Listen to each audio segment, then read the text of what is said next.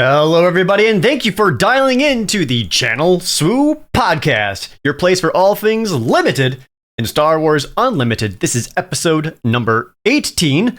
My name is Jared, and joining me on the line all the way from Madison, Wisconsin, it's Austin. You feeling ready yet? No. We could talk about this all day, and I still wouldn't feel ready when it comes time, I feel like. Well, we can talk about it all day. We'll get you as ready as we need to be.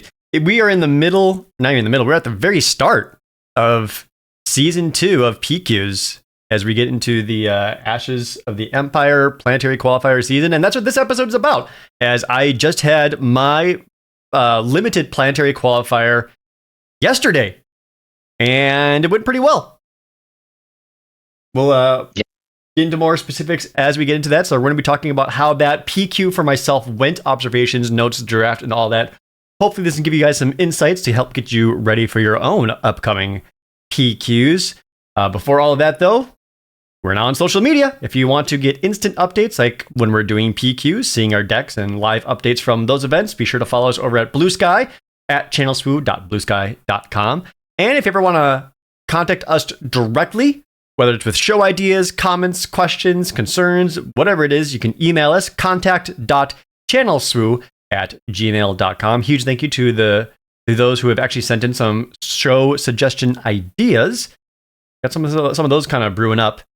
And before we get into any of that, we're going to do a Cracker Pack. Nice. We're going to open one of these up. So for this Cracker Pack, Austin, assume our leaders are Shin Hati, Sabine Wren, and Greef Karga. Okay. No showcase.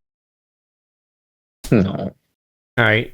First up is the common, the Trexler Armored Marauder, the 6-cost blue 5/6 with grit that when played, you can give a shield token to a unit that costs 3 or less. I hate this guy as much as it seems like everybody else on the planet hates this guy. Like, I wouldn't ever seek out first picking this, but I feel like I've gotten a lot of these last pick, and I don't feel like it's a last pick card. I think it's okay-ish top-end filler. Like, once you start getting the 5 and 6, I'd rather have something a little more impactful. I think this can be extra good if you have your, say, Balin Skull leader survive into the 6 resource turn. Mm-hmm. You're able to play this in the attack with Balin, start making this your 7/8 grit sentinel. I think that can be good, but I don't think I would prioritize it for 6 drops. Yeah, I've never played it in Ahsoka, but I think it would be okay. Like being able to shield one of her smaller units so that she gets the opportunity to tap and give it the buff, because this thing is probably big enough that something else is smaller. That as long as your third buff is stuck around, it gets the buff. The shield makes sure that it survives to get the buff. Yeah, it kind of protects the smaller. And then get in. But like Balin is where is the only place I've actually played this guy, and he worked out really well. In that pick. I've not played with it a whole lot, but that's where I imagine it would work. Our next pick is the Danger Squadron Wingman. This is the 4 aggression heroic 4/5 space unit that on attack you may give an advantage token to another unit. I like this guy a lot. I am a huge sucker for 4 power space units, and that guy's technically a 5 power space unit. Well, it does have to go to another unit. Is it another? As another, yeah. So you can't on attack, give the advantage itself, hit for 5, but it does represent 5 power every single time it attacks. And one of our leaders is Greef Karga. I would absolutely consider this for Greef. Yeah. Next is the LEP Ratcatcher. The neutral 1/1 for 1 that when played, you can deal 1 damage to a unit. You know, I gotta say, not worthless. I feel like I only want him in CAD. Really, yeah, that's where all you really want them. Or if for some reason you're low on 2 drops or interaction even, sometimes just paying 1 resource to deal 1 damage to something directly and finish it off is not bad. But much like many other cards, it synergizes the best with Cad Bane. Yeah. Next is the Tatooine Sand Beast, the 6-cost cunning 8/4 hidden unit. I actually don't mind this as a finisher either. Yeah, I think I'm still on that Danger Squadron. Same. But it is a good card. I usually want one of those if I'm playing. Yeah, I want one. Yeah, I think I'd rather have a solid 4 before I pick up a 6 that a lot of times I feel like you kind of see come around. You don't really need to prioritize them that often. You do. Yeah. Next is the Nebulin Sea Frigate, the 5-cost Vigilance Space Unit, 3/6. That when played, you can heal 3 damage from your base or from a unit. Okay. Yeah, not bad. Yeah. Again, I think I'm still on the Danger Wingman, but that's Yeah. completely fine. Flanking TIE Interceptor, the 2/2 space unit for 2 and Cunning that has support. It's a guy. Yeah, it's a guy. I do like Grassroots Resistance, the 4-cost heroic event. Deal 3 damage to a unit and heal 3 damage off your base. The weird thing about this is, again, like I see the Danger Squadron and this card go really late. Like normally I'd just say I want Danger Squadron because I'm afraid of somebody scooping those up. And I almost always see a later Grassroots Resistance, but I feel like Danger Squadron gets picked over the Grassroots a lot. Which I feel like watch the Galactics drafts and watch how many of those Danger Squadron wingmen go around. A lot. I've not actually really late. I've not actually watched those drafts yet. I need to do that. That's you should. fascinating. All right. Next card is the Consortium Star Viper, that reprint, the 3-cost command 3/3 space unit, where if you have the initiative, this has Restore 2. And if you got the initiative, this thing is big excellent. Fan. Yeah. That said, with our current leaders of Sabine, Grief, and Shin, it's the least helpful in Shin, simply because it doesn't have quite enough attack power to allow you to use Shin's exhaust ability. Like, I'd rather have a 3-cost support unit if I could help it. That to really help making sure you're keeping the initiative so you can keep doing her thing. But I think it's just a generically good card.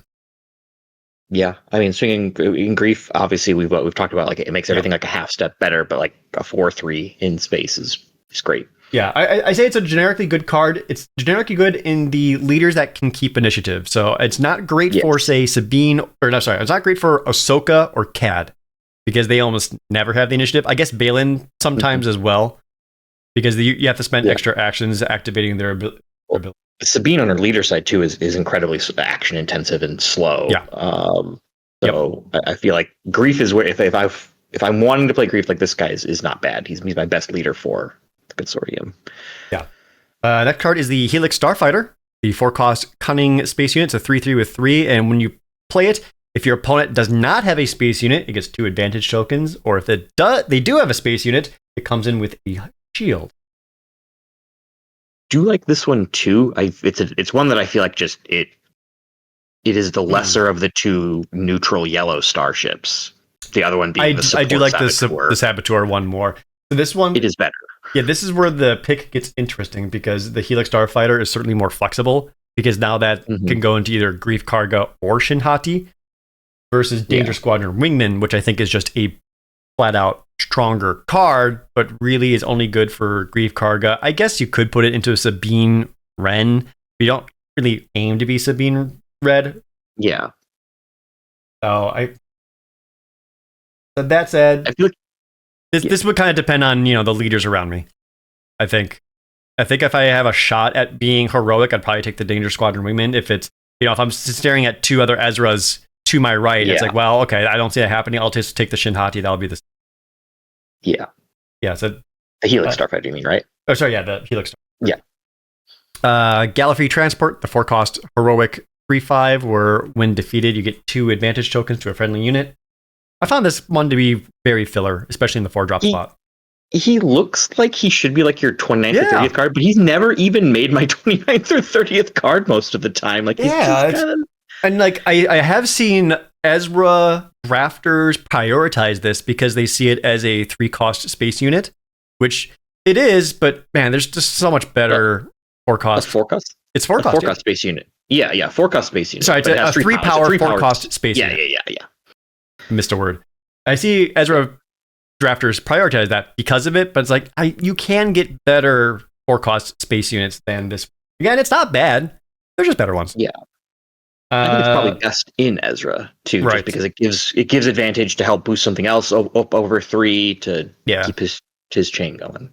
And again, in Grief Karga, it's a 4/5 for 4, so it's at 1 step better. All right, so that was the common. Uncommons, we got the Scion Shuttle, the 2 cost. Vigilance, Villainy, 1/3 with support. We're on attack. The defending unit gets -2, or sorry, -1, -1. I haven't found any deck that actually really wants this. I have used it very occasionally in like Balin to kind of, it makes some of the math a little bit weird. Like I'm not active. I don't play it on turn 2. It's a horrible turn 1 play. Oh yeah. But like if you're doing like a 2 and a 3 in Blue Villainy or something like that, like I'm not picking it over like probably half this pack right now, but like it makes the deck most of the time, unfortunately.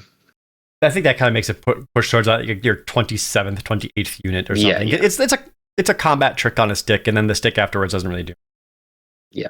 Next is the Mandalorian flagship. This is the big dumb 7 cost green heroic 4/8 that cares about Mandalorians. That's just not playable. Okay, kind of interesting one. Our last uncommon is Far Far Away. This is the 3 cost cunning event where you can return a friendly unit to your hand and then return an enemy unit to its owner's hand. And no cost, like a lot of our bounce effects right now have a cost maximum, right? 6. Yeah, this can return anything and anything. Yeah.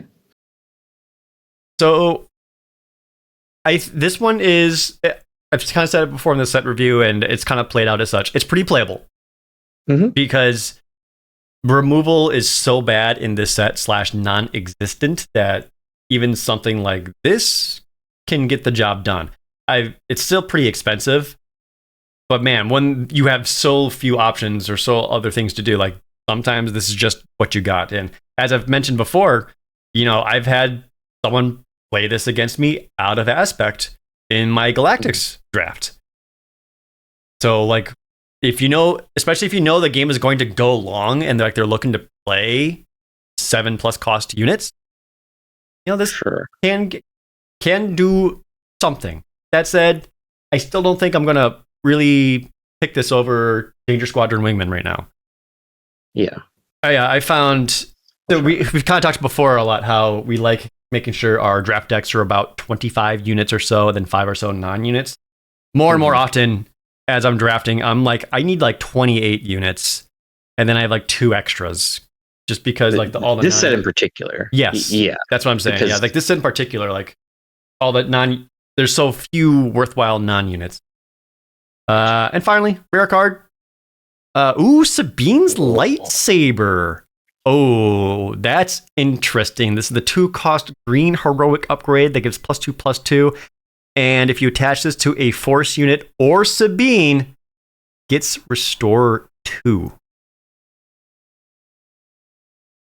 As my trade binder will suggest, I really like this card. I have like 6 extra copies of this card because I do love it just like, especially because there's so many force. Like I will play this out of aspect on almost like I play it out of aspect on Shin Hati. I would play it. I love playing it on Balin. Ooh, yeah. Because it is just nasty business. I have not gotten to do that. But that sounds awesome. I had an opponent. I swung with Balin with this thing on him, and I go, okay, and I restore 2, and he goes, wait. Oh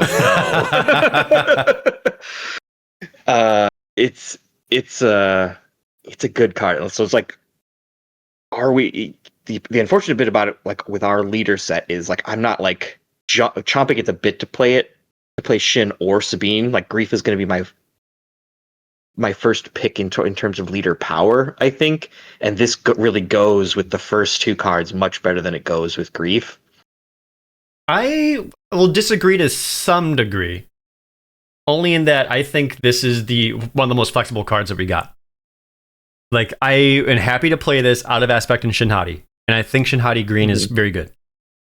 If I'm playing Sabine, obviously playing in Sabine. Yeah. And then if I end up playing Grief green, which I also think can be good, this is just a generic +2/+2 for 2 in Grief green. That's on rate, and that's like the kind of upgrade that you'd be looking for. So I think it actually is flexible enough that it could go into any one of the decks. It's probably the pick. Like I feel like it's just the strongest card. And it leaves us, I guess with your point, it does leave us the most open. Like we can pick anything. We can still kind of be taking anything. Yeah, so I would pick the Sabine's lightsaber here and be pretty happy with it, I think. Yep. Yeah, all right.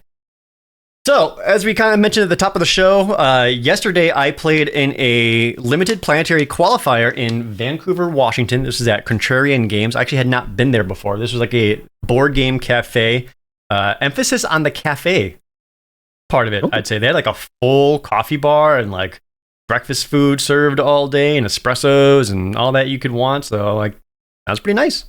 It seemed like it was a little. They kept it at 64, though, right? So 66 out of 64. So yeah, registration was a 64-player cap, and I guess some people showed up late or called in or something, and we ended up with 66 players.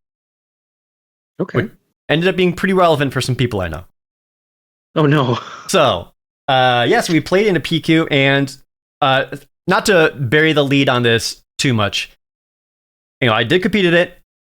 I finished in second place. So, which is great. I mean, I'm super happy with it. Absolutely. I'm already on the board. And so for today's episode, I wanted to go over with like specifics on how I got there, things to expect, and especially Austin, if you end up having any questions since you have your own PQ coming up, and how we can use this dialogue to help prepare you and help prepare all of our dear listeners who want to get ready for their own PQ. So, yeah, so I thankfully drove down the night before and stayed in a hotel the night before. Not a great hotel, but that's fine. It gave me a bed, and it was like a 3-hour drive for me from Seattle. So just being able to be fully rested for the day of helped a lot. There's a pretty sizable Seattle group there. We had like a grand total of 5 or 6 of us in that event representing. 4 of them drove down the morning of. So, yeah, it's like, all right, brave of you guys, but all right. And so we got to our sealed pool, and this is another one of those places that pre-registered all the pools.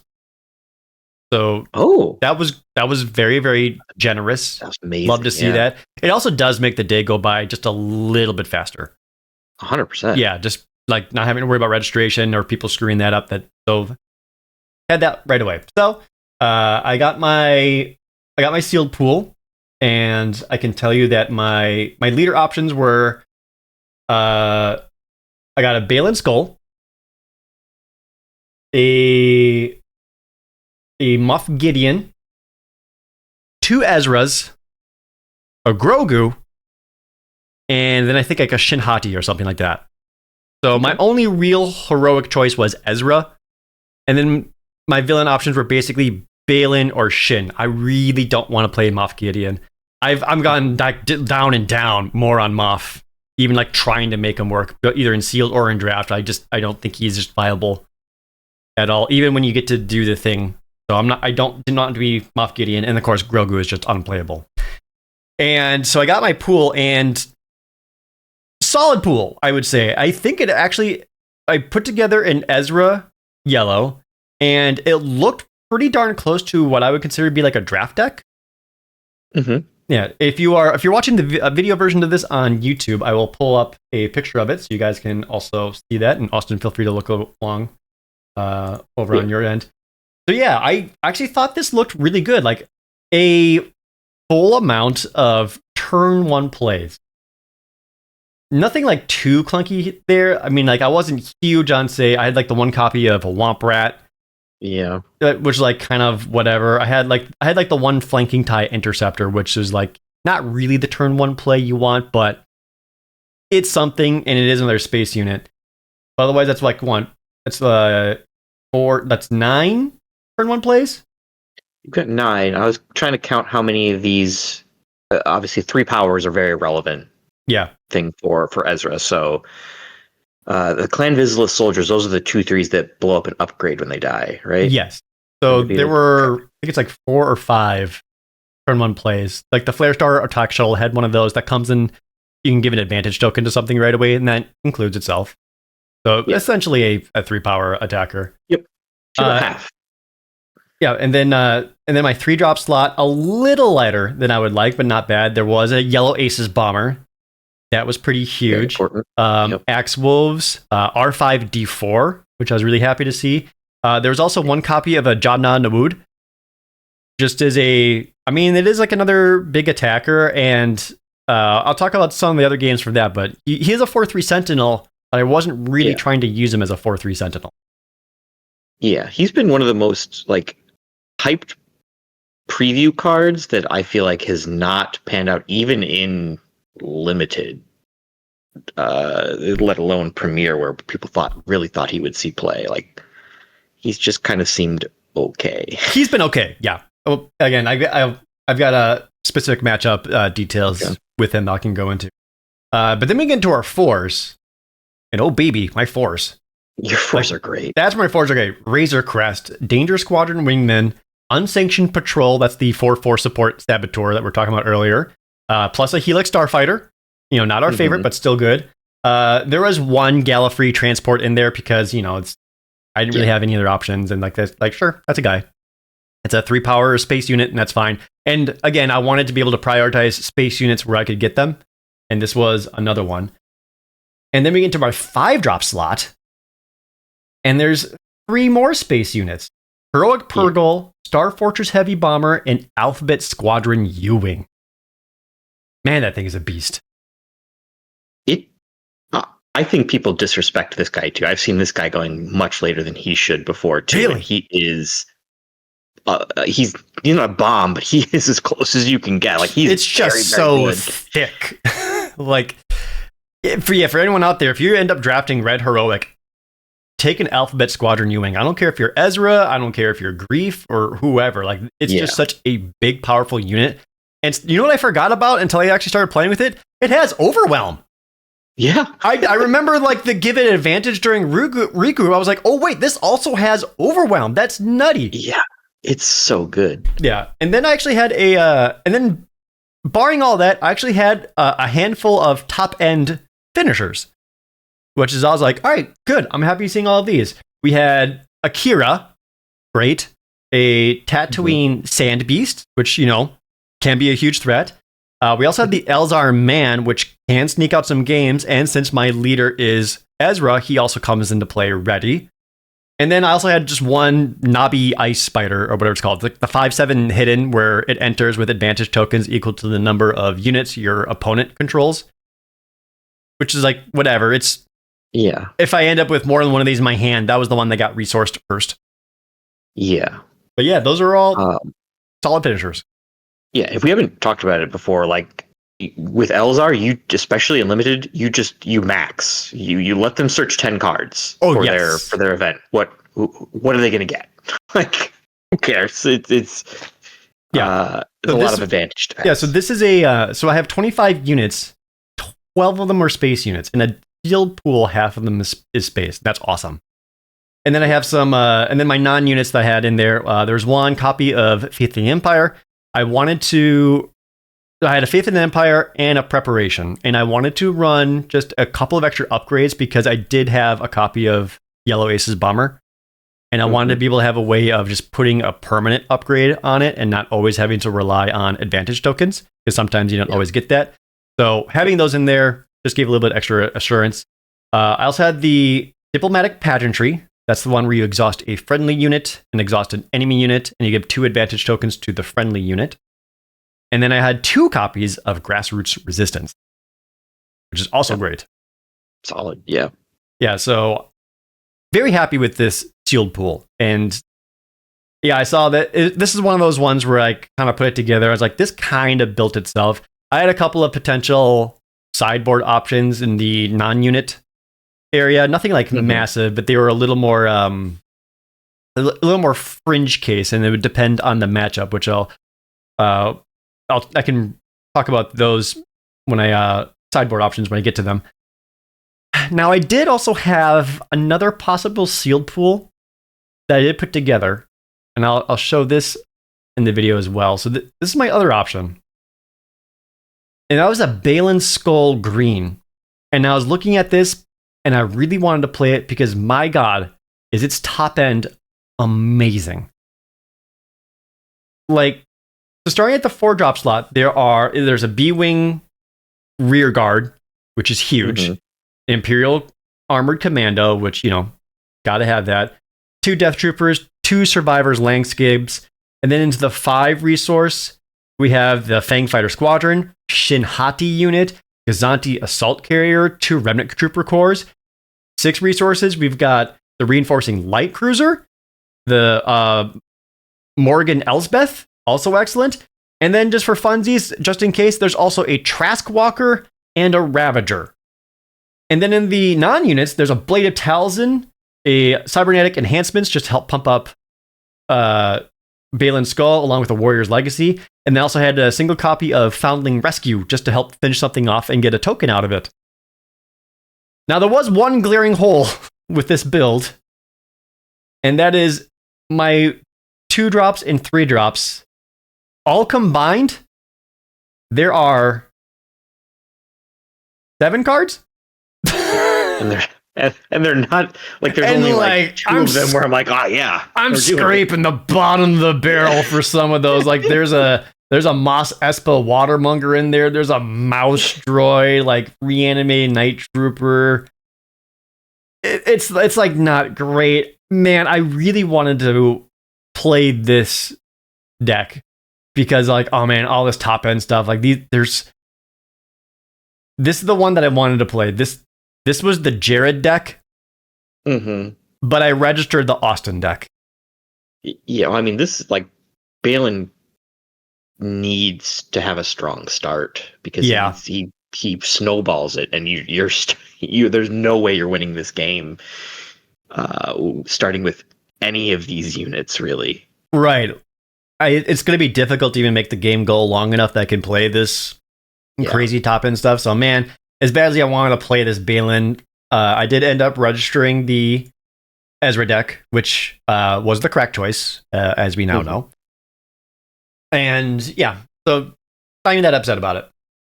So we'll go through the different rounds. Round 1, I actually play against someone we've seen before. He goes by Timu Kenobi. He actually took 8th place at the Palm Springs Sector Qualifier during the Lawless Time set. So I sit down, and that's my opponent, and he's on Cad Bane Blue. And not a lot to really talk about this one. This was just a matchup where my starts were too explosive, and it just kind of overwhelmed him very, very quickly. Especially with the plethora of space units that I was reliably hitting in the early games. One of my favorite combos that I get to do, that I got to do a couple times in this whole tournament was turn 1, play a 1-drop. Ideally, the Open Circle Ace, but there could also be a Womp Rat or better, the Inspired Recruit. Opponent plays a thing, or claims initiative or whatever, depending.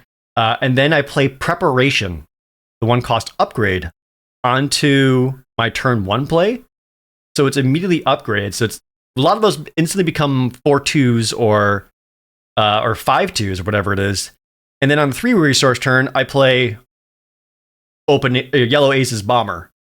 And that just cracks in for like 7 or 8 damage immediately. And then I get the Ezra, the advantage token, over onto Yellow Ace's Bomber. That's representing another 5 damage. And those, like when I had those starts, which happened quite a few times, like those are brutal starts, and it's really hard for anyone to come back from. Yeah.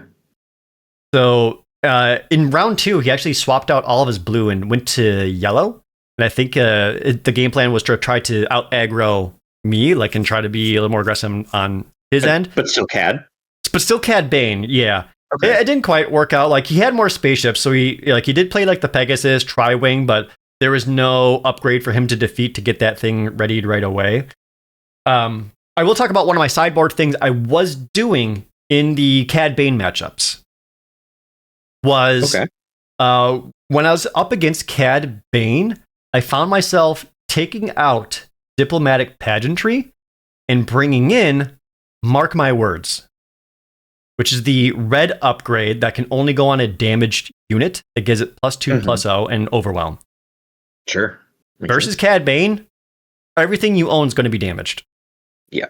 So I took that as like, okay, great. This is another easy upgrade that I can get for Yellow Ace's Bomber or whoever, and just represent a couple extra points of damage. So that was one of the decisions I made there because that seemed a little bit more helpful than diplomatic pageantry. I don't think it ever ended up being relevant, but it was a sideboard decision that I was making that I didn't mind. Yeah, I think so. Yeah. Now, so going into round 2, I'm 1-0, going to round 2, and they sit down against a Balin Skull green. And I knew this is going to be a tough matchup. And I think this is a situation where I think if you were piloting the deck, Austin, you probably would have won this game. Okay. Because I don't think I was doing it correctly because aggro brain doesn't fully You're trying to keep cards in your hand again? Well, so I guess I think where I messed up. Well, so game 1 was very, very close. And he's playing a lot of just very good Balin Skull cards. Like he starts off with Palace Chef Droid. He's got Forest Patrollers. He's playing Buy Time, slowing me down on the ground. He's got the Gozanti Carrier. He's got the 5/5 Fang Shuttle with support for 5. He was he got to the point where basically in game 1, I was 1 damage off of a lethal swing before he could defeat me back. And that was only the case because he had a Forest Patroller down on the 3 resource turn, and he kept restoring off this dang Forest Patroller, and just restoring 1, restoring 1, restoring 1. And I just kept going space units and tried to like out muscle it, basically. And I wonder if that's a situation where I'm supposed to actually make sure I take that thing out because it's representing damage against me and healing against him. Gonna be honest, I didn't like sit down and figure out the whole arithmetic involved with it. And I think you would have, and I didn't. Yeah, anytime it comes to restore, like it's hard to rate. Like the managing 1 restore is different. Like the 3/3 thing, the 3/3 restore 2 has to die. Like there's just no racing that. That was kind of my like mindset was restore 1's like that's annoying, but I can deal with it. It's when it's restore 2 or more. It's like okay, that's a problem. And this one, I think I probably had an opportunity to take it out instead of like chipping in for a little bit more damage. I couldn't remember exactly what. Maybe with like a Ezra deploy turn or something. Because even then, I think taking that out will also help prevent Balin's buff ability, so I'm not taking too much damage back. Stuff like that. Yeah. So I think I did misplay that first game a little bit, but also like I was so dang close. Yeah, I mean, 1 point is it's hard to gauge, where that point could have come or gone. Yeah, of course, the entire game. Yeah, game 2 went a little worse for me, and that's simply because he got to get the B-wing rear guard down on the 4 resource turn. And then this is another one of the situations where like I could, if I draw any one of my finishers, like you are dead. Like doesn't matter what, Sand Beast, Kira, doesn't matter what. If I get any one of those, like it's over for you. I didn't draw any of them. I just kind of kept getting like more 2s and 3s, and so he was able to beat me down from there. But so I wouldn't say it's entirely blamed on variance because I don't think I played it the best because that's because Ezra is aggro, Balin is also beat down, and I don't fully comprehend how to handle those matchups. So I think that is a weakness of mine.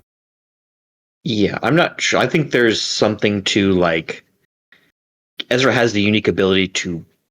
He kind of can be a weakness of Balin because he can get through. Like Balin, I guess past the Balin gets to swing, he gets to protect himself, but the Saboteur on Ezra prevents that protection. So I think Ezra is the beatdown until Balin's flip, and then Ezra's job is to kill Balin.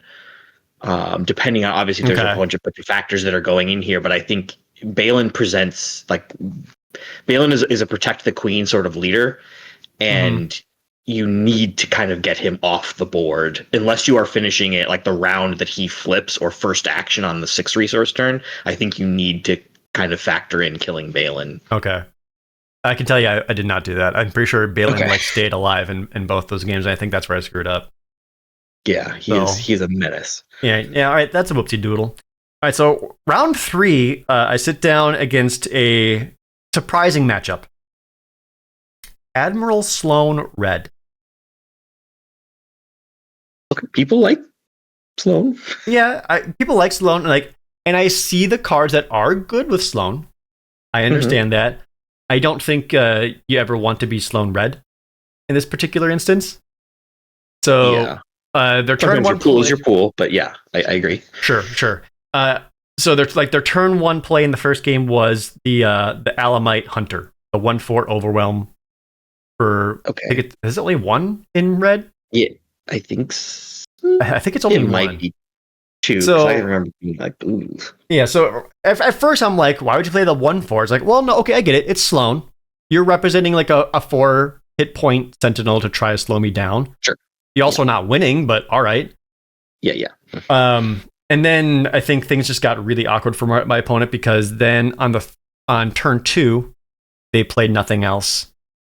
Oh no! And then then into turn 3, they played nothing else. And then we get into the 5 resource turn where we both deployed, and and I think that this is where I started seeing why they played Sloan red, as I think they just wanted to play their best cards, which happened to be in green red villainy. Because over the course of the game, they played the Bothan 5, which 4/5 spaceship. You kind of like get your dudes back. I got to Heroic Purgle right into it, so it didn't matter. But generally a good card. The Captain Palian showed up in the second game. Also in the first game was Queen Saruna, the Gazanti Assault Carrier, and Ninth Sister. Yeah, I was like, okay, yeah, so those are good cards, and I think that's why they ended up playing the red green villainy. But this just did not. Did you ask them if they opened a Cad Bane after? Because I assume they didn't. I did not. They packed up their cards pretty quickly and kind of left. They seemed kind of frustrated and upset, so I didn't really want to make things worse for them. One thing I did get to do in this matchup in the second game to help really tie it up was I think they had 5 base health left, maybe a little bit more than that. I forget what. And they have Sloan out.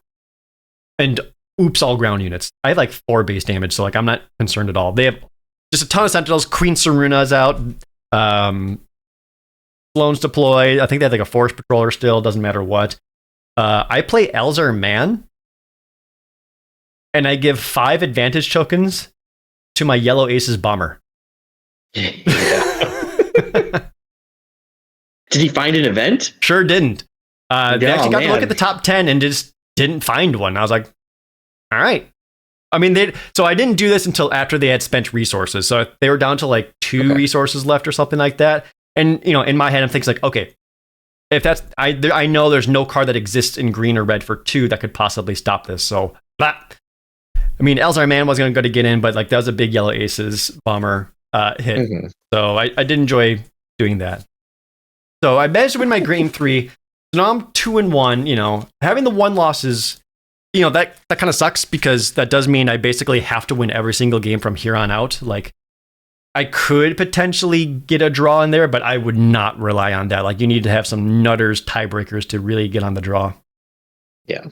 Going to round 4, we end up having some friendly fire as I play against another Seattle local, Andrew, who is also on Ezra Yellow.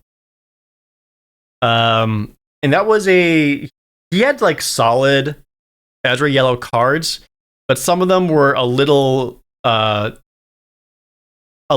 Ezra. I don't know how else to explain that.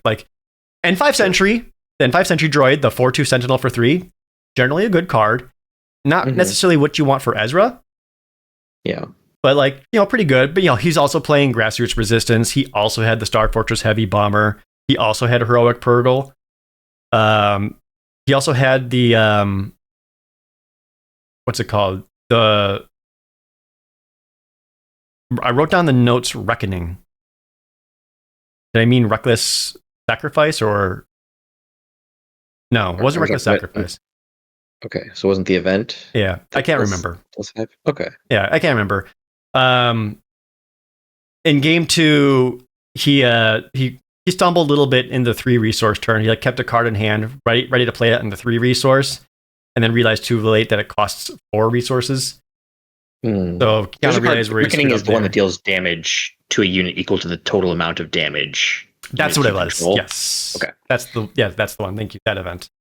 Yeah, so he did stumble in game 2. I forget the exact circumstances, but we actually didn't get up going to a game 3. I think he won the first game, actually. I think he had the initiative and actually managed to beat me there. And then he also had like the Poe Dameron unit, which he played out right away, and that was one that I was able to defeat using something else. I think I had my own 3/2 hidden or something like that. Which again, Poe Dameron, great card, especially in Ezra, but I also feel like that's one where it can be a turn 1 play, but I think if you can play it later on, where you delete their sentinels off and let all of your other units get in, that's where he gets better. He's a turn 1 3/3, which is there's like one or two of them in the set. There's not a lot of 3/3s, but there are a fair amount of 3/2s that can also just trade into them. So if he's got the initiative, then he gets to crack for 3 while you crack his guy. So it depends. But yeah, so he stumbled a little bit, and a little unfortunate having to play against someone I know and like. So I did mention at the top how this had 66 players. Yeah, and he's feeling bummed, of course, because he's basically knocked out of the top 8. And I told him, I was like, "Are you gonna play out for the top 16?" He's like, "Oh no, they capped 64." And I like put my hand up. I was like, "There's 66 players." He's like, "Oh, really? Oh, secret tech." I was like, yeah, just play it out. Like you never know. Swiss rounds end. He got 16th place. Some of the other Seattle people had already dropped, but he stuck in there. He got 16th place. You know what? Now he's got 10 points. He's also on the board. Yeah. Which again, that he got those points way before a lot of other people, and there's going to be even more people who will never even get those points. So, all right. Yeah. So shout out to that. All right. So going into round 5, I go up. This was weird. I got the pair down going into round 5. So I was 3-1, and I got paired against a 2-2 player. Which in my head, I'm like, oh, that sucks for me, because if it does come down to tiebreakers, this is worse for me. But what do you do? I think it's because some people had already dropped by that point, so that's why this happened. But yeah, face down against a Ahsoka blue player, and so this was a matchup where the key card that I played that just straight up won me the games was R5D4. He's great. The reason being is because it was very clear to me very fast that his game plan was battleship up Ahsoka. So when like Ahsoka deploys, it was Durasteel plating on her. Second Durasteel plating. Even playing the what's it called? Show of Strength to get like the +3/+3 event. Even just like playing cards like that. So having R5D4 and using that just to swing in and immediately defeat all upgrades was pretty devastating. Yeah, that is rough. So there were, even like going into game 2 after like, seeing that was the plan. On like the 5 resource turn, I did something for 3. And then for the last 2 resources, I just played that Clan Vizsla Mandalorian, where the 2/3 where it gets defeated, you defeat and upgrade. I put that down just to be like, I know what you're up to. I know Ahsoka's about to deploy, and I want you to know, if you do this, I got something waiting for you, just to kind of like really make things awkward for him and, throw him off his game plan, which, it did end up working out. So I won game 5.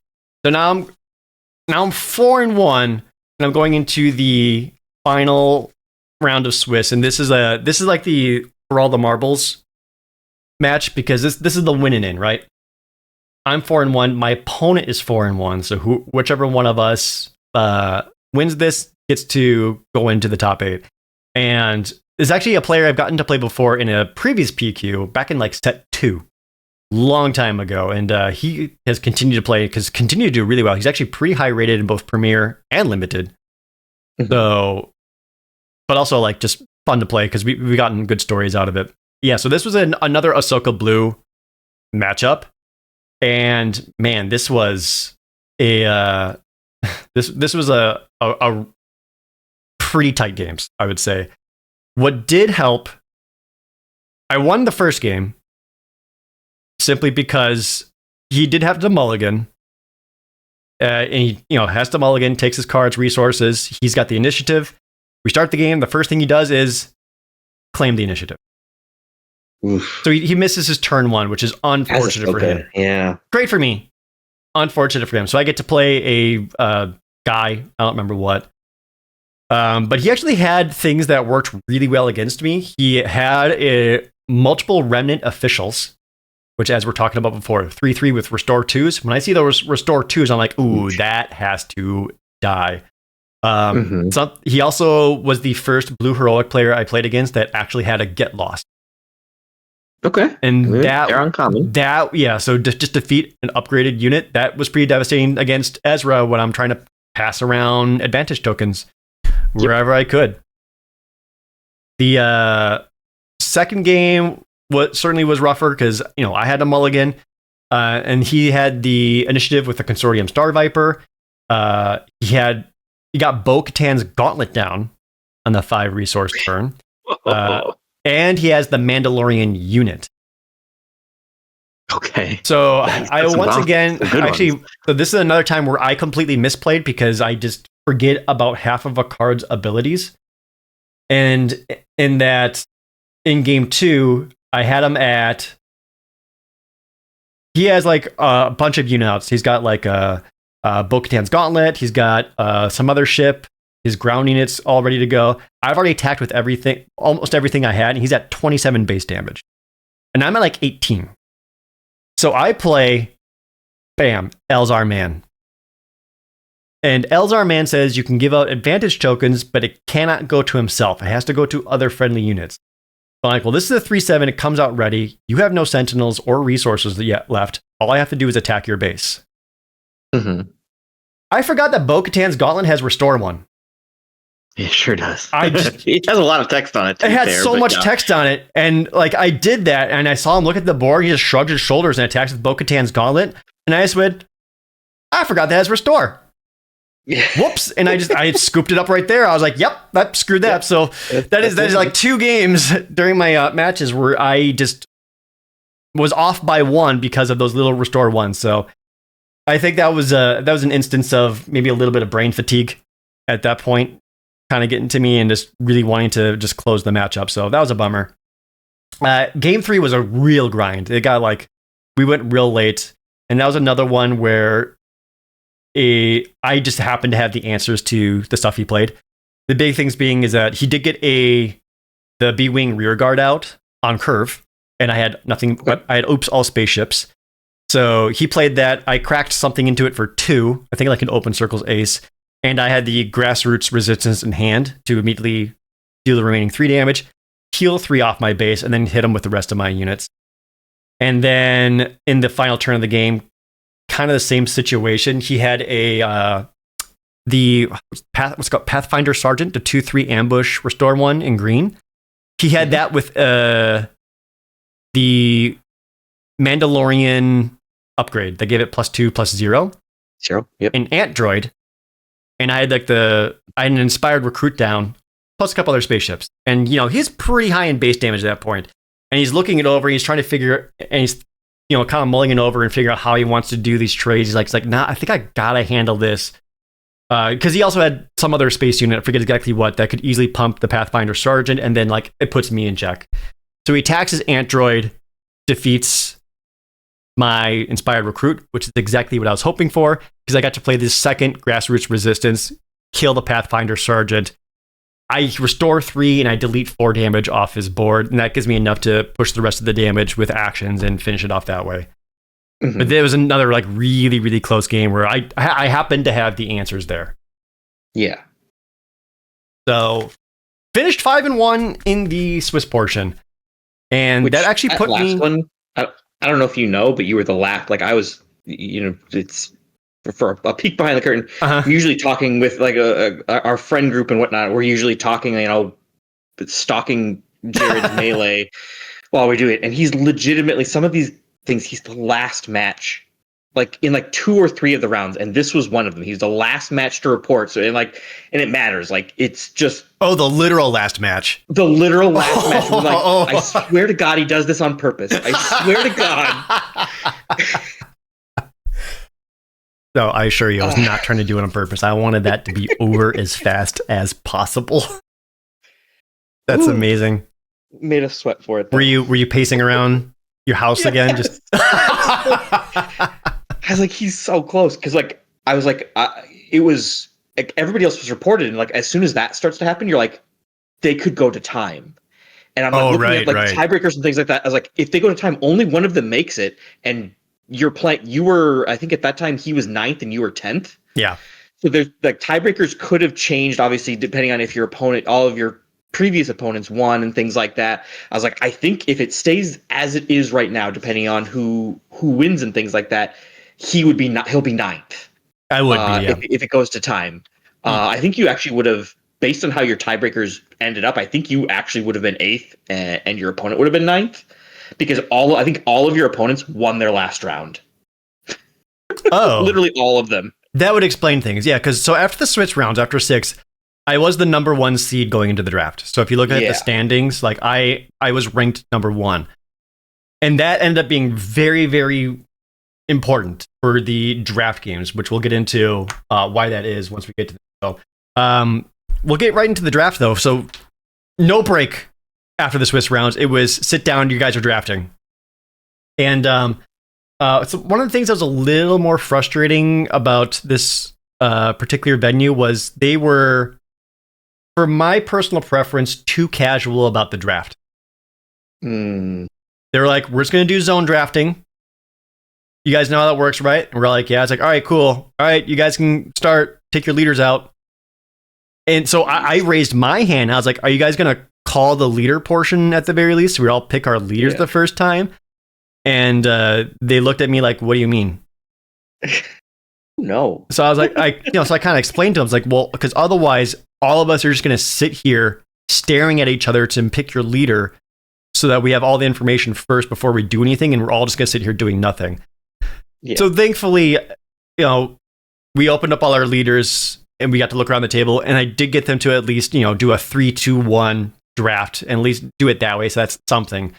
But yeah, so my previous top 8 draft was a called draft, which is how it's supposed to be done, where you open up your pack, 60 seconds, make a pick, pass it, next pack, 50 seconds, make a pick, pass it, 45 seconds, pick, pass it, on. And this was like your just typical casual zone draft. And I wonder if they did this just for time or something, or just to make it easier on themselves. I don't know what. Sure. I would have, if I could give feedback to the event, I would have preferred like proper rules and format execution when it comes to that. But it wasn't a big deal in the long run. It's like, let's add some gravitas to this, Let's do it right. Yeah. But anyway, so we get to the draft. And I opened up my leaders, and I was like trying to take quick pictures for notes, and I wrote things down. So the leaders that I opened up were Sabine Wren, Shin Hati, and Vane. Okay. So, and then to the left of me, there I saw what was it? It was like a Sabine and a Bo-Katan. And then to the left was a Grief and a Bo-Katan, and then to the left of that was like a Sabine and I'm trying to think like what ended up a Sabine and a Zoka or something like that. I wish I could remember specifically what. So I'm looking at that, and I'm looking down the table, and I'm thinking right away, it's like, okay, based on what I see, I think the Sabine's going to end up at me. Because the person to my left did open a Cad Bane. So when I was stating what I saw open to my left, that was me stating what I think is going to get passed down. Yeah. So the ones I know they're going to pick, person to my left, open a Cad Bane, they're taking Cad Bane. Person to his left, open an Ezra, they're taking Ezra. So I just based on their leaders, because he opened like an Ezra and like not a Thrawn, but something not great. So it's just one of those things like, okay, I know exactly where those are going. So we do the leader drafts. I take the Shin Hati first because I didn't want to get hero locked, Yep. Just seeing what's coming my way. Because I thought, like, okay, there's a high chance that Ahsoka and Sabine do end up towards me, and I don't want to get hero locked. So, like, I'll take Shin Hati because I want to have at least some kind of villain option. So that's what I picked there. And what gets passed to me was surprisingly the Grief Karga and the Bo-Katan. I thought you said you opened CAD. So that's the not surprising one? I guess I don't know if you would have taken Grief over it, but yeah. I don't know. I'm having a hard time specifically remembering. Yeah, so I guess to my left it was CAD, Grief, and something. I'm sure I'm getting those exact details wrong, but... Sure. So I was a little relieved here. It's like, okay, I can do Grief, because it gives me 2 yellow leaders, so I can kind of be flexible here, and either both heroic or villain. So I take the Grief Karga, and then my last leader that I end up with is Sabine Wren, which is about expected. So I don't hate the leader pool, because I think Shin can be quite good when drafted well. You know, Grief, very good, very easy to draft. And then the Sabine, like, you know, if it comes together, it can really come together. So then I immediately look to my right to see the 2 players to my right at those seats, which were 2 other Seattle locals who actually made it to the top 8. So we kind of had like our own little Seattle corner when it came to the draft table. And so the player to my immediate right, his name is Jim. Very unfortunate leader pool. He ended up with an Ahsoka, the Vane that I passed him, and Bo-Katan. Wait, but didn't you pass? So you opened Vane, Shin. Yes. And who was your third leader? Shin Hati. Sorry, is it Vane, Shin, and Sabine? Shin. Okay, so he could have taken the Sabine over the Vane, but yeah, I think he took the Vane just to have a leader, villain option. A villain, yeah. I was say that, yeah. So I saw the writing on the wall there. Yeah. Okay. And then the player to his right had Balin Skull, Shin Hati, and Ezra. But that particular player, I know how he plays and I know how he drafts. Okay. Which is exactly one way, and that's hyper aggro. So I see his leaders and I'm like, he's drafting Ezra. And I know it's going to be Ezra yellow. Okay.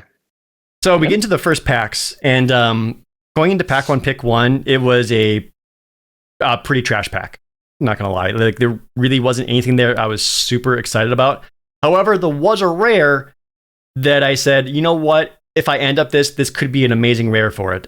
I packed 1, picked 1, Paz Vizsla. Yeah. This is the 5-cost 4/7 Sentinel that's blue-green heroic. So that only really works if I end up being Sabine, but I'm like, okay, if I end up having to do that though, Paz would be pretty good for it. So sure, I'll do that. Yeah, I'm not really passing. One thing that we talked about before the draft, and you mentioned it briefly, but like your Shin value also goes up because you at number 1 seed, you know you have initiative. Like the way the top 8 works is that instead of like rolling for initiative, if the top seed gets to pick. Yeah, and Jared knows he's first place. He'll always be number 1 seed, so he'll always get to have initiative. So cards that care about initiative and leaders that care about initiative, like Shin Hati, go up in value. Like maybe not like super significantly, but like it makes a difference. It absolutely does, because even if it goes to a game 3, I'm back on the initiative again. Yep. You know, provided I won the first one and presumably, but yeah, so that does make Shin in particular way stronger. So I'm staying really open. My pack 1, pick 2 was I think it was just like a generically good yellow card. I think it was the Unsanctioned Patrol. Okay. The 4/4 space unit saboteur support. I was like, yeah, that's great. This is great for Grief. This is great for Shin.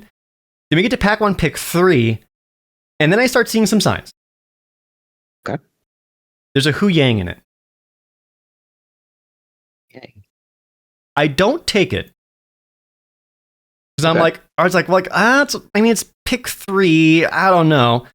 I passed on the Hu Yang and I ended up taking another good yellow card. I think this actually was a yellow villainy. I think this was the I'm gonna forget the name of it. The Emperor's the Guardsman. It's like the 4-cost 3/5 shield saboteur. Yep. Yeah. Whatever that card's called. I took that one, so I was like, "Oh, this is just a generically good card." Like Su Yang, but yeah. yeah, I see what you mean. Yeah. Su Yang, but I'm like, I don't. And again, I'm looking at the leaders to my right. Like, it's like I think person to my right's on Ahsoka. Person to my right from there is on Ezra. It's like I don't think I'm going to see that much heroic. Sure. Then we get to pick 4, and there's a lawful E-wing. Those monsters. And that's where I started hearing Austin's voice in my head. Because I know how much you love the lawful E-wing, and I'm thinking like, okay, well, if the person to my right is Ahsoka, they're not taking really good blue heroic cards. And Ahsoka can be any color, but she's amazing in blue. Yeah. So I'm like, maybe. I mean, I do have that Paz Vizsla. And again, Austin's voice in the back of my mind. So I end up taking that lawful E-wing. Pack 1, pick 5, second Hu Yang. And so when I saw that second Hu Yang, I'm like, okay, my decision has been made. Like, if that has somehow made it through the entire other side of the table and none of them wanted that blue heroic, it's like, okay, at the very least, blue heroic is wide open. And I'm going to start taking that, and I'm going to move hard into Sabine. Because again, looking around the table, I forgot where the other Sabine ended up. But based on their leader pool, very doubtful that they ended up being Sabine. So I actually made a conscious decision to draft Sabine Wren. It ended up with the Ezra player who you knew was going to draft Ezra, I'm pretty sure. Okay, maybe that's what it was, yeah. And so I think that is that might be a surprising decision to a lot of people, because not that many people are really high on Sabine as a draft leader. But she can be great, and she can get there with the right cards. Yeah. Especially when played correctly. It's one of the harder leaders to navigate for sure. But when blue heroic is just this open, I was kind of moving into it. And I was staying open to the possibility of doing grief blue. I wanted to also just state that for sure. Like, I could also just be grief blue. But then by pick 6, yellow was just gone. So like, I was just kind of off of that. So by the end of pack 1, I think I ended up with like the lawful E-wing, a Hu Yang, a Blurg, N5 Sentry Droid, the Paz Vizsla, and there's some other just generic good stuff. A B-wing rear guard, and I think one of the picks I think it was pack 1. One of the picks that I did that I was like, you know what, I am going to need this, which again might be a little surprising. I took a Trask Walker. Sure. Which at 8, it's like, for a lot of people, it's like, that's unplayable. And it's like, well, sure, unless it's your entire game plan. And my thinking is like, if I'm going to be Sabine, I'm looking to just slow them down so much because I'm trying to play shielded sentinels. And slow them down so much that we get to 8 resources, and then I can play a Trask Walker, and that's how I win. As soon as that hits the board. Yeah. So, and I like having them. I like having like a 7 or 8, or even if I'm something a little bit more aggressive, like outside of like Ezra Yellow or something like that, where like if we're getting this late, then something has gone wrong. Like I like to draft because like this just, especially something like a Trask Walker, just kind of ends the game all by itself. Like it just it makes your opponent's position like untenable. It gives great inevitability. Yeah. And I've made the mistake before of drafting what I consider just to be like a 8 out of 10 or 9 out of 10 deck, just super happy with it, but there just is not a finisher in there. So I took the Trask Walker in there. I think I also end up with a Dragon Turtle towards the end of pick 1, just like another big meaty guy. I love the Dragon Turtle. So I was a little light on 2 drops by the end of pack 1, but I was like, you know what? Everything here like looks really solid. There's only I only had like 3 cards that I knew just weren't going to make the deck. Like everything else was possible. I did get some like really late like Duchess's Protectors, which like could make the deck, but I don't want to. Yeah. So then we get into pack 2 and we open it up, and Austin, I did something that I am not proud of. I rare drafted. And was there a good card for you in the pack, but you just wanted the rare, or like there's levels to this? there were like 5 amazing cards that all would have been incredible and super good in my deck. And I rare drafted. Okay. Look, to give you an idea of how bad this was, I even like put the pack down and like slumped back in my chair and like exhaled out in disappointment in myself. I opened a Hyperfoil Chimera. Okay?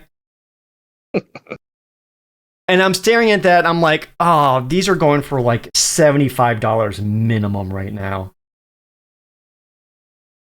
But to give you an idea what else is in that pack, there's like a Warrior Clan Crease, just a 2/3 that could be a Sentinel. There's a Blurg, okay, sure. There's Defenders of the Forest, the 5/3 ambushing Ewoks. Oh no. There's a Landskib 4/4 Sentinel. And then there was a one more 5 cost. I think it was the 5/5 support Fang Squadron in space. Okay. Just like 5 bomb green cards that are just that would be so good. And I'm staring at this stupid Hyperfoil Chimera. The regular rare in the pack was Camtono, so I didn't have to worry about that. But so I took the Hyperfoil Chimera. Not the correct choice. Like if I really wanted to make sure I was doing well in the top 8 and trying to get to the finals and all that, I would pick anything else. But for whatever reason, like I took the Chimera. It was not the right choice. Sometimes, to me, the worst part about it is the person you pass. It's not so much like, oh yeah, I passed the $70 card. It's the person you pass to, like, can't believe you passed this. Like, I hate that. I know what I passed you. Shut up. So there was a part of me that was also thinking, I mean, if I take this, I am also denying it to every single Cad Bane and Balin Skull player at the table. Yeah, I'm not losing to this now. Yeah. Like I could just remove this as an option from people. Like that could also be important. So yeah. I mean, like I don't really think hate drafting. It was not a hate drafting pick. It was just kind of a bonus. It was 100% a rare draft. So yeah. It was. There was like 5 good playables on there. I was like, well, one of these will make its way back around to me, and one of them did. I think it ended up being another Blurg. Okay. Which is, I think, the one I wanted the least out of the 5, to be honest. But yeah, still you needed that too. I did need the 2 very badly, or the Defenders of the Forest. Frankly, I think those would be the top ones. However, something that did put me feeling better about where I decided to go with my draft in being Sabine Green was that I got a pack 2, pick 7 Scorpionic droid.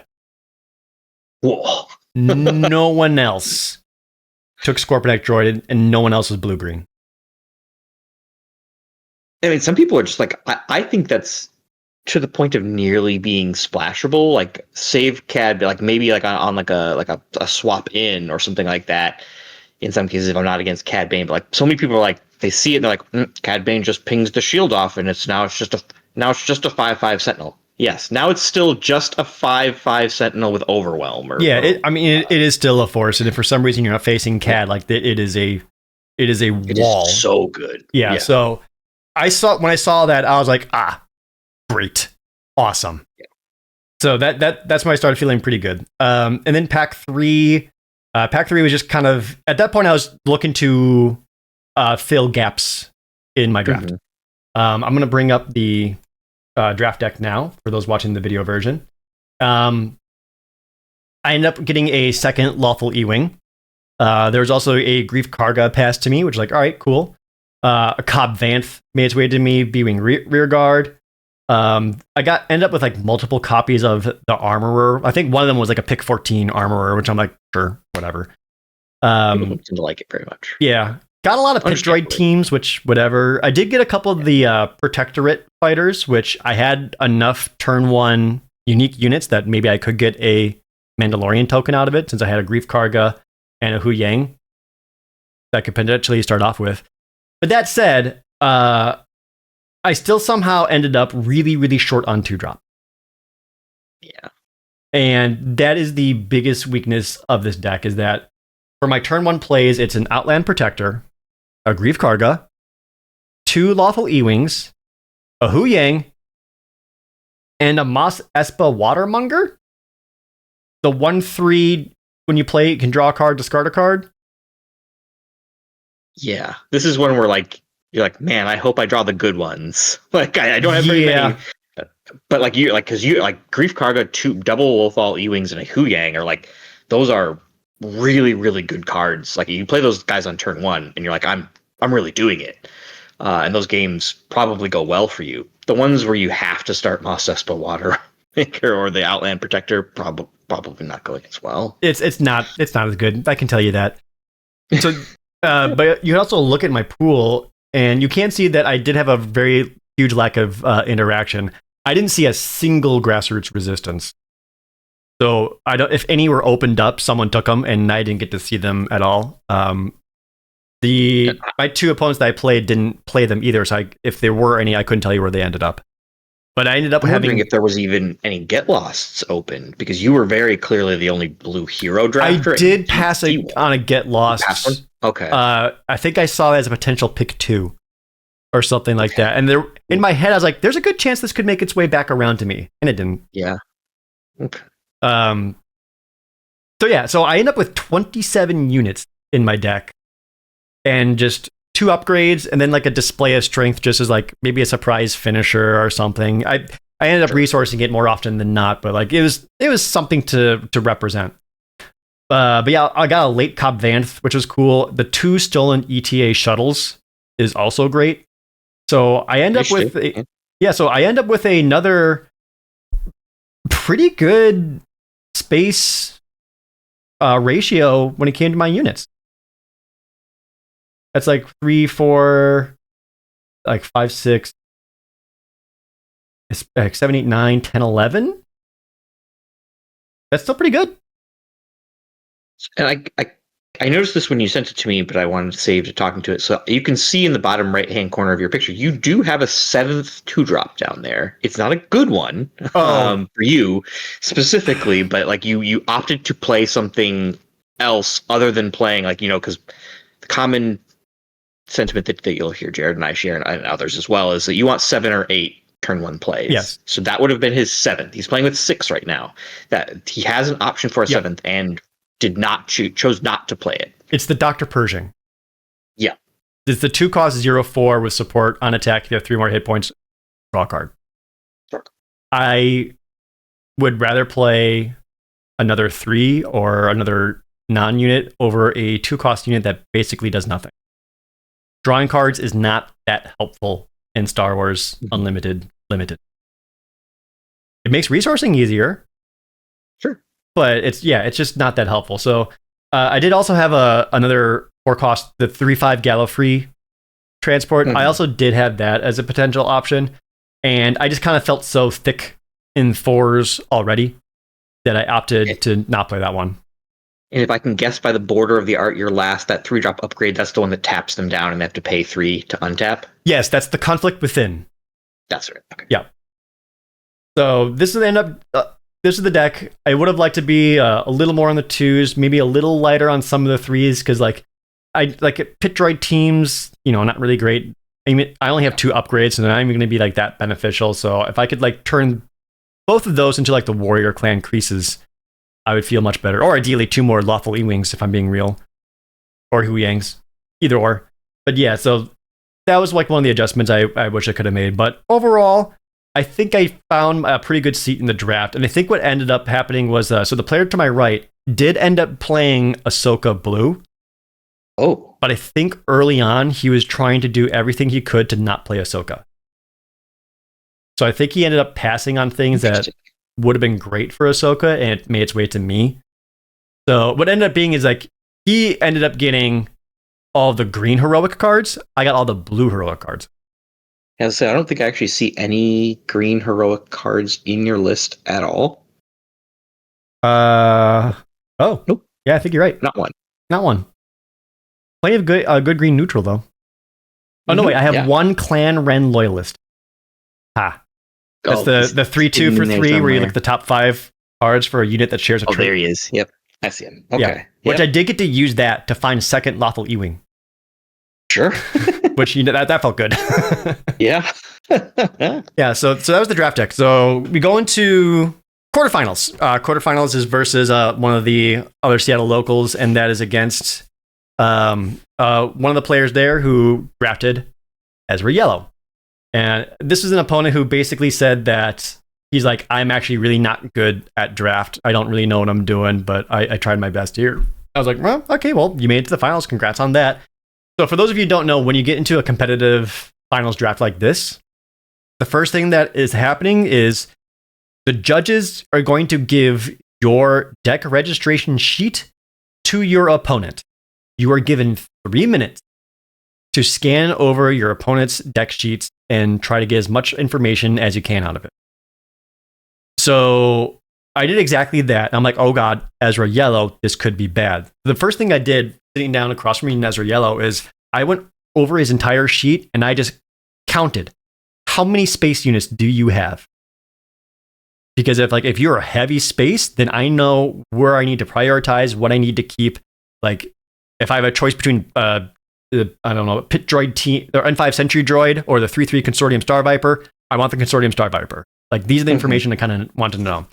And so this was an Ezra Yellow that had a grand total of 6 space units.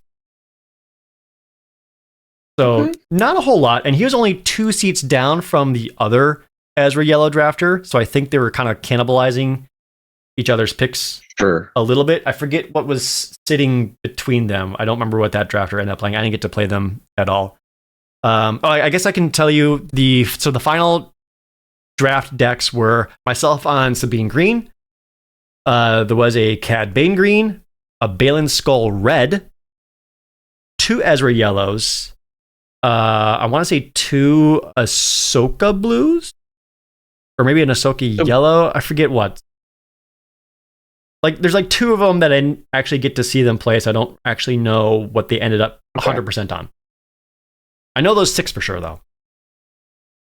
Anyway, so yeah, I go up against this Ezra player. Only 6 space units, literally 0 interaction outside of an amnesty officer.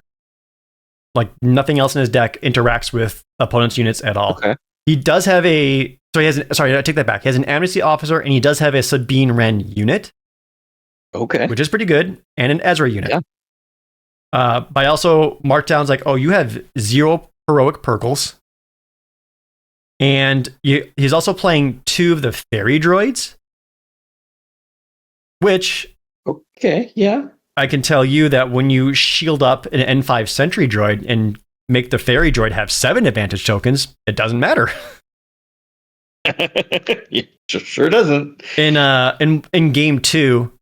I actually got Hu Yang down, and he played a Sentry droid, so I got to send Hu Yang into the Sentry droid. -4 -0 the Sentry droid, which just negated all the advantage tokens. Basically, hit the Sentry droid, the Fairy droid. Hit the Fairy droid for 2. Fairy droid only deals 1 damage back and loses all the advantage tokens. Yeah. So the Hu Yang was just kind of brutal against him there.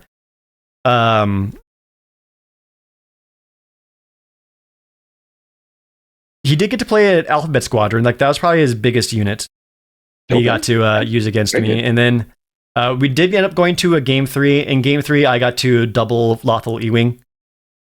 And even like with like the advantage tokens going around, like I was just like restoring too much. But yeah, so I did get to do the thing where he only had 1 unit out, and I got to activate Sabine Wren. He put advantage tokens on whoever, and I played N5 Sentry Droid. And I said, now I've got a shield a guy, and your advantaged, like Ewok Warrior or whatever it was, like just can't attack in. So like that. So between that and the Scorpionek droids and the Paz Vizslas, like I had enough ground sentinels just really slowing him down there, and he didn't have enough space presence to really pressure me in the sky either. Outside the second game, we got the Alphabet Squadron out, and that still is a beater no matter what. Yep. So, managed to win the first match in the quarterfinals. Going into semifinals, I play against the other Ezra Yellow. This is the Seattle local. So again, know exactly how he plays. Exact same thing here. We get to see each other's sheets. I do the same thing. I go over and I'm thinking, how many space units do you have, and how much do I have to worry about it? And I counted it up, and he's got 7 space units.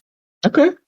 So still not a huge amount, a little bit better space units. He had 2 heroic Purgles this time around, which was very relevant because, if I had a B-Wing rear guard, I need to watch out for like an easy heroic Purgle ambush into that and kind of deal with that. But he had a stronger pool for sure. He had an imposing Scout Walker. He had the Grogu unit.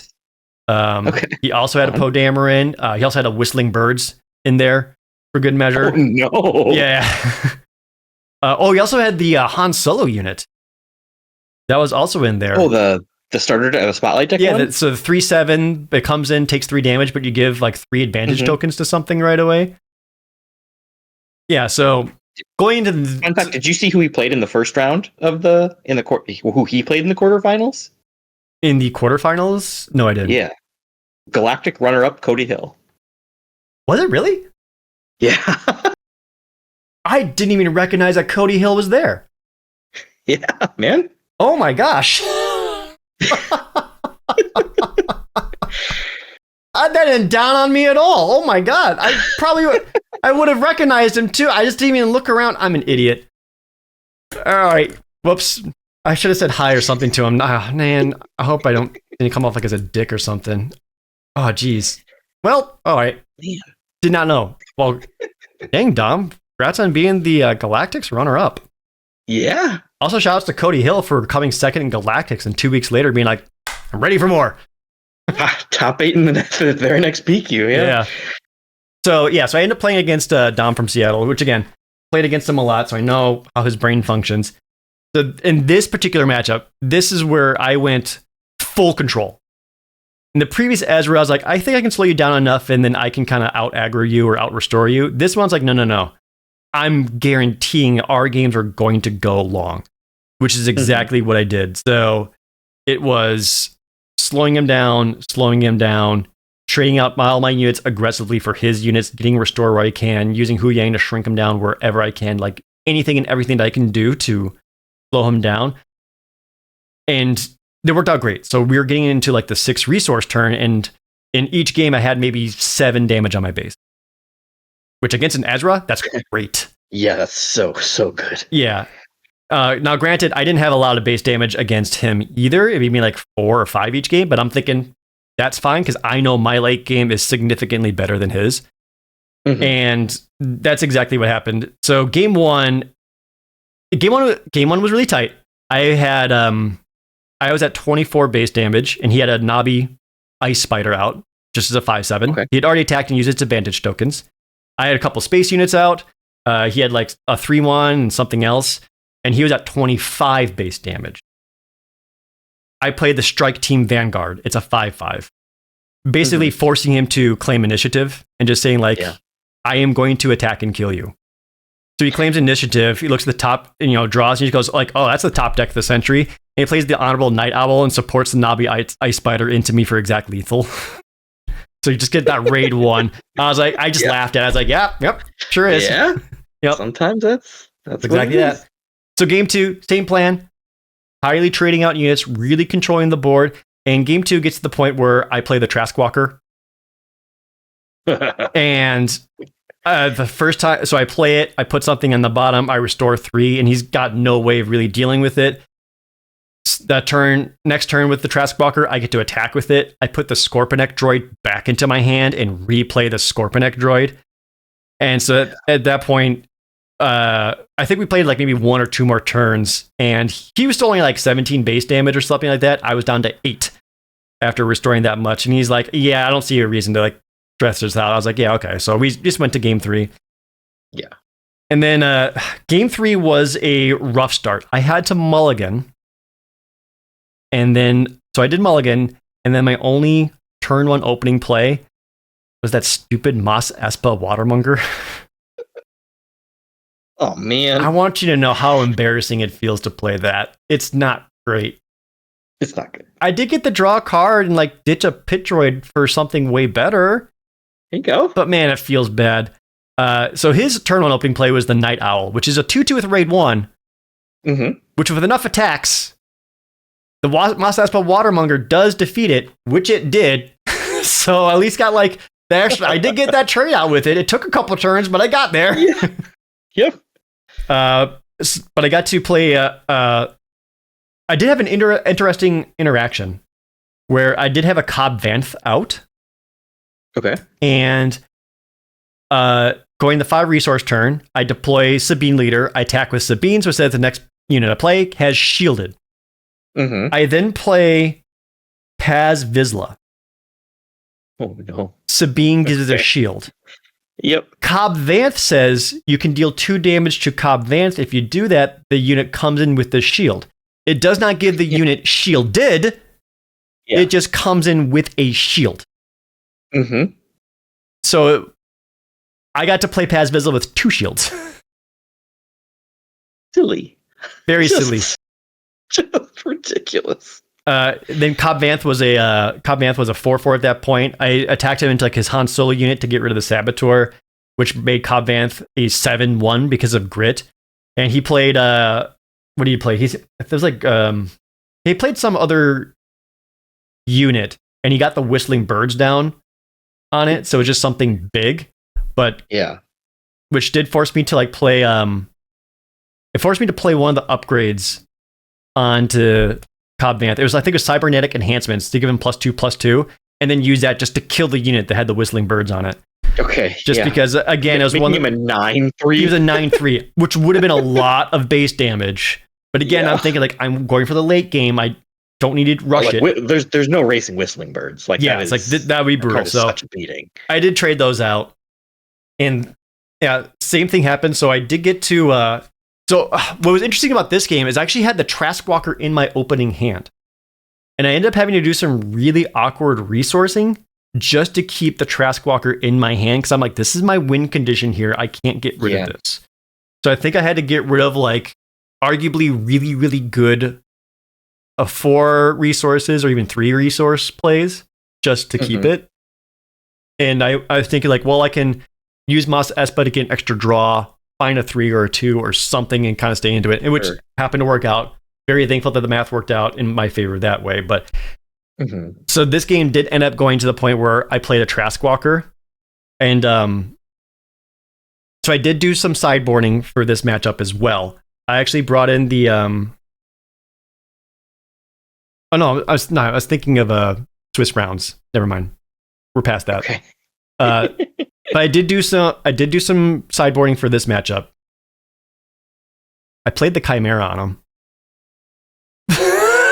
Sorry, what? So you know what? That Pack 2 Pick 1 rare draft, that didn't feel good about it. I got to play it for 9. You went to the 9 resource turn against Ezra Yellow. Okay. Yes. Okay. Like I said, I was controlling that board. You did it. I suppose a double shielded Paz Vizsla probably had a little bit to do with it. I mean, between that, having Trask Walker start restoring, and then like also playing the Chimera. I played Chimera and just like got to sacrifice Grief Karga to kill his best space unit or something like that. And I knew at that point like the game was just over, and he did too. So I was happy with how I ended up playing against this matchup because again, like I think that's one where it would take a lot of discipline to just make sure you are trying to slow the game down, and that knowing your deck has that late game potential to take over Ezra. Yeah. So with that, I get into the finals. Super excited for that. And then we are up against a super well-known player. His name is Keegan. He actually did make day 2 of Galactics. I had played against him in other Premier PQs before. And he ends up, this is the Cad Bane green player. And, you know, we get to do that thing where we sit down, we look at our sheets, and we get to look at their deck list. Austin, let me tell you how stupid his deck is. 2 Forest Patrollers, Moff Gideon, Lang, Captain Pelolian, the Warrior of Clan Kreese that I passed on, I think made his way to him. 3 of the ATST Raiders. 2 imposing Scout Walkers. Gazanti Assault Carrier, Defenders of the Forest, and then he's also playing Reckless Sacrifice out of Aspect. Oh, sure, because it's heroism, right? Yeah. I talked to him afterwards, I believe he was the only green villain drafter at the table. I was going to ask you to guess how many green villain drafters there were at that table. He must have been the only one. So it had to be. His deck is stupid. I'm looking over this, and again, so same plan. I count up how many spaceships do you have? He has 3. Flare Star Attack Shuttle, the Gazanti Assault Carrier, and then he's also playing the out of aspect Snub Fang Squadron, the 4/3 ambush when played deal damage. He's playing one of those out of aspect. So I was like, okay, you only have 3 space units. And I'm looking at all of his ATSTs and Lang, and he's Cad Bane, and he's got a Mortar Trooper. And I'm thinking to myself, anything I play to the ground is dead. Dead. Super dead. So my only game plan going into this was like, I just have to play space units, and I need to kill him fast. That's all I got. Mm-hmm. So, and that is what I did. So I did aggressively mulligan to try to find those lethal E-Wings, which I did. Mm-hmm. And so in the first game, he ended up playing, he got the Lang down, and then he like got the Boken Saber on it, attacked with him, so he's got an advantage token. So now he's got 4 power. Again, anything I play to the ground, he can just activate Lang, deal it, or use CAD, ping it for 1, activate Lang, deal it 4. Like, it just dies. Yeah. So game 1, I actually had like a pretty good beatdown in space going because he had the Lang so powered up. My lethal E-Wings were actually healing quite a bit, and there's not a lot that he could do about it. He was, for him, fortunately, able to get his Gazanti Assault Carrier and start representing space and get some Space Sentinels eventually. But I think I got him up to like 24 base damage or something like that. And I was actually at the point where if I was able to find a Trask Walker, I could stabilize and have like enough base restore that his ground damage would have been enough. And I think I could have won from there. And I didn't see it at all. So unfortunately, just didn't get there going into like the 8 resource turn. Mm-hmm. Game 2 kind of played out the same way. Like I was aggressively mulliganing for those lawful E-Wings. I did get 1, but then my 3 resource turn play was pretty weak. Like I had the Protectorate Fighter, but I wasn't getting like the Mandalorian token out of it. Yeah. He was able to get his Gazanti Assault Carrier again in game 2. He actually played the Snub Fighter out of aspect and got to do the whole ambush into something, deal a damage or something, and take some stuff out. In neither of the games, I think the dream curve out for me would have been like the lethal E-Wing into the Consortium Star Viper, into an ETA shuttle, into either second ETA shuttle or the Fang Squadron, and just have like nothing but these 5 powers in space that I keep attacking with and getting some restores off the lawful E-Wings. But that didn't happen. And to be honest, even if I got that dream curve out, I'm still not certain I could have defeated his deck because his pool was cracked. Yeah. Yeah. So like, and of course, I'm also playing Sabine going into Cad Bane, and that's already just like a very disadvantaged matchup for me. Yeah. So, needless to say, didn't quite get the nuts draws. It could have got there, maybe. It would have been tough, but I didn't quite get it. So I ended up losing to Cad Bane Green in the finals. Not surprising by any means, just looking at his pool and how open Green Villainy was for him. So ended up taking second. So huge congrats to Keegan for taking it down. But again, I am not disappointed in the outcome. Very happy I went. I got 50 PQ points. 50 points? Yeah. Yeah, so now all I got to do is what? Top 16 5 more times or top 8 twice? As long as there's more than it has 64. To be big enough PQs. Right. Yeah. Which, that's not that impossible, especially in the Seattle area. So yeah, for sure. Or, it's a matter of like, I think what a lot of people are seeing is trying to make room in your schedule for hitting up like one of the sectors, like a set or something like that. It's not going to work out for either of us to attend either of the sectors, unfortunately, this set. But like in the course of a year, making one sector doesn't sound all that unreasonable. I'm going to prioritize it, especially if it's one that you and I can both go to, and it's a limited one. Like, then definitely. I mean, so now they announced that Galactics is going to be in May. That does give us less than a year to kind of get there, which is a bit of a bummer. Yeah.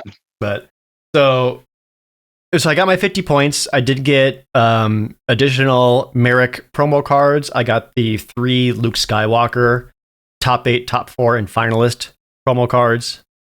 Yeah. Oh, Austin. Do your Lukes have that weird? So I've seen pictures of the Lukes. They have the shadows of additional aspect symbols directly underneath. So it's like it's green, white, right? That's what he is. And then there's 2 like of the, you know how the aspect symbols are kind of like hex. Yeah. I can't remember. They have a geometric shape around them. There's shadows of 2 more of them directly under the original. I've seen the promos that have this, and I'm not sure if this is like. I'm interested to find out if this is like if this affects all the Luke Skywalkers or just like some of them. Oh, I don't know. I haven't. I would have to go and look at mine closer because I had not noticed. I did get my I got my new initiative token though. I don't know if you've seen these yet. They're orange, right, or orangish blue? No, I think this is my I think this is my new standard initiative token. I think this looks awesome.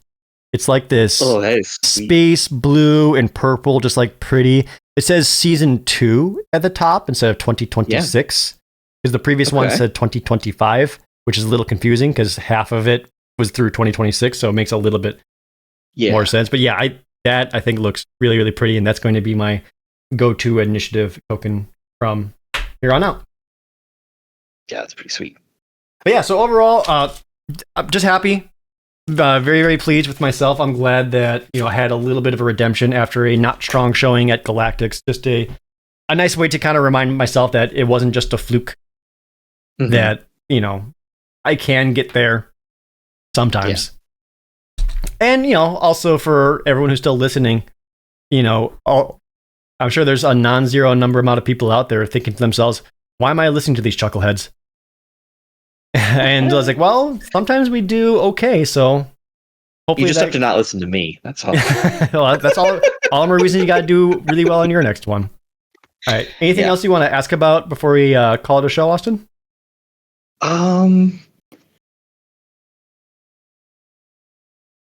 Nothing's coming right.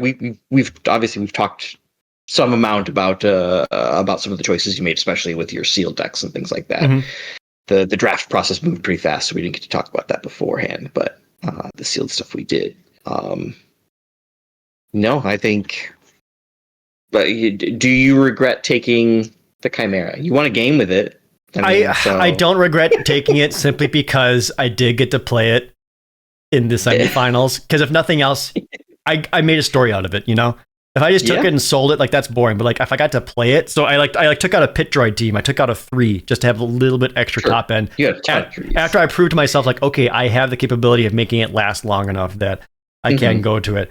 I know as a drafter and someone who takes it seriously that it was not the disciplined choice. There was a better, more correct choice there. But I did get to do something fun. All right, that's going to do it for us. So please follow us wherever you are listening to this. If you're watching it on YouTube, it would mean a lot if you subscribe and leave a comment and liked the video. If you're listening on Spotify, please follow us on there as well. And if you found any of this insightful or helpful, be sure to share it with your local Star Wars Unlimited communities and Discords. And again, let us know in the comments. We love reading those. If you had any other questions or future show topics you'd like to see us discuss, leave them in the comments or let us know in the email contact.channelswu@gmail.com, and follow us on Blue Sky to see even more constant limited content. That's going to do it for us. Next week's episode will be delayed because of some travel, but we'll be there with you shortly after that with the results of Austin's PQ. Thank you all so much for listening. We'll see you next week. Austin, I had an epiphany. No, Over the weekend.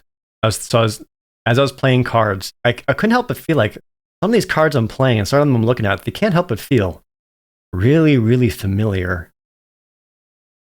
And then it finally dawned on me why they felt so familiar. I've seen them before. You've seen them before. Back in the fields of Gustaberg, south of Bastock, in Vanadil of Final Fantasy XI. Because I had these blurgs, right? I'm playing these blurgs. These blurgs kind of look like? Kind of look like Leaping Lizzie. They do? You know, It's true. in the quarterfinals, and my opponent played 2 womp rats. Like, you know what these womp rats kind of look like? No. It kind of look like those hares up on the hills that you have to farm so I can work on leather grafting. And I was like, wait a second. Nodi Nomad. Oh, that's just a quad av. That's just a quad. That's just a turtle guy. That's just a quad av. I'm glad that your mind goes to the bunnies on top of that hill. Mine goes to the ones in the Dangrif Wadi that literally beat the living hell out of you.